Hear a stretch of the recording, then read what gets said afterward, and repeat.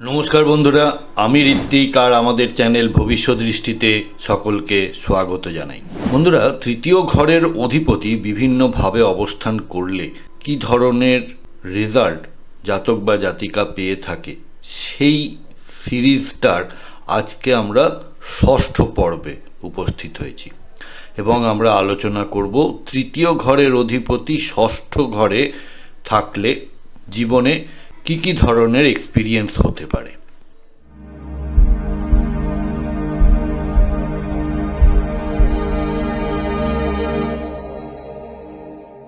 বন্ধুরা, যারা যারা আমার চ্যানেলটি অলরেডি সাবস্ক্রাইব করেছেন তাদের কাছে আমি ভীষণভাবে কৃতজ্ঞ এবং তাদেরকে অসংখ্য ধন্যবাদ জানাই।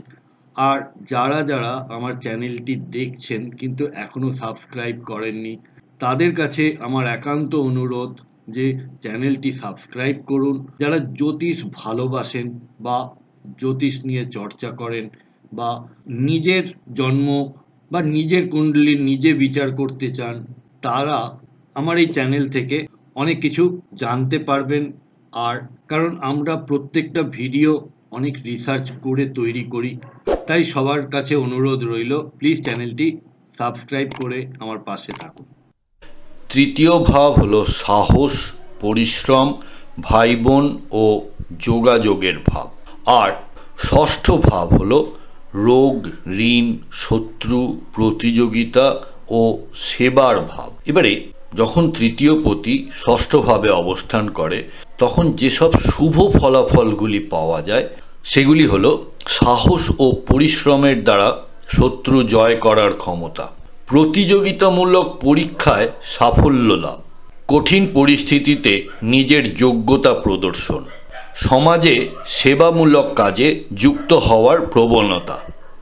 আর এই ষষ্ঠ ভাব যদি পাপ পীড়িত হয় বা কোনো পাপগ্রহের দৃষ্টি থাকে তাহলে যেসব অশুভ ফলাফলগুলি জাতক বা জাতিকা জীবনে পরিলক্ষিত করে সেগুলি হলো ভাই বোনদের সঙ্গে মতভেদ বা বিরোধ, শারীরিক রোগ ও শত্রুর কারণে মানসিক চাপ, অতিরিক্ত প্রতিযোগিতায় ঝুঁকিপূর্ণ পরিস্থিতি, ঋণ ও আইনি ঝামেলায় জড়িয়ে পড়ার সম্ভাবনা।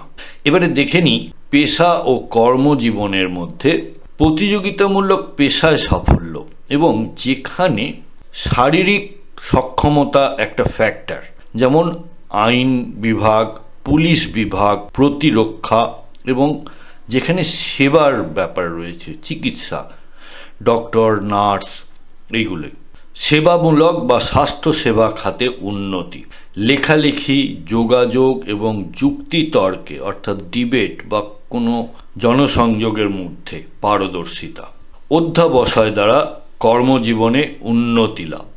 এবার প্রতিকারের মধ্যে প্রতিদিন ভোরে সূর্য প্রণাম বা সূর্যকে অর্ঘ্য দান করা, ভাই বোনদের সঙ্গে সম্পর্ক মজবুত করা। বন্ধুরা, আপনাদের কারো তৃতীয় পতি ষষ্ঠ ঘরে কি রয়েছে? আপনারা জীবনে কি ধরনের এক্সপিরিয়েন্স লাভ করেছেন আমাকে কাইন্ডলি কমেন্ট বক্সে লিখে জানাবেন। যদি ভিডিওটি ভালো লেগে থাকে তাহলে প্লিজ একটা লাইক করবেন আর আত্মীয় স্বজন বন্ধু বান্ধবের সঙ্গে শেয়ার করবেন। সাথে থাকার জন্য অনেক ধন্যবাদ।